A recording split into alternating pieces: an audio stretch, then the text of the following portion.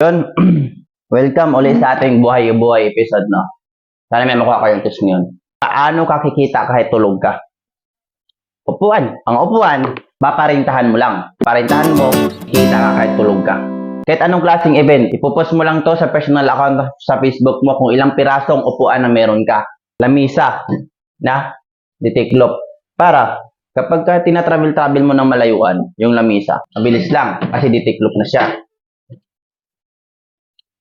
Kapag ditiklop lang, mas masalansan mo ng maigi sa sasakyan. Makapagdala ka ng mas marami kung ilan yung piraso yung kinakailangan ng client, no? Huwag mo sabihin na meron nang gumawa nito sa kabila. Hindi sa demand, sabay-sabay yung selebrasyon, di ba? Tapos nagkulang ng upuan sila, kulang ng lamisa sila. Ngayon, may offer ka na mas maganda, mas malapit sa kanila at syempre, doon ka na kikita. Yun ang kagandahan ng pagpaparinta ng upuan sa kalamisa. Nakadepende na sa inyo kung anong usapan nyo. Halimbawa, kapag nasira yung isang upuan, kasi di maiwasan talaga na may masira sa isang upuan. Sa katagalan, yun. Kaya para sa akin, kikita ka talaga dito kahit tulog ka. No? Expected dyan na nakabok na kung ano yung mga kinakailangan, depende sa mga organizer, no? Kung ilang piraso yung kinakailangan nila.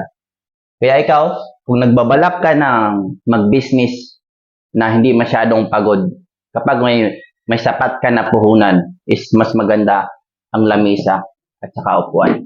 Siyempre, para pandagdag akit sa client, free delivery, free kuha, pagtapos, mga ganon. No?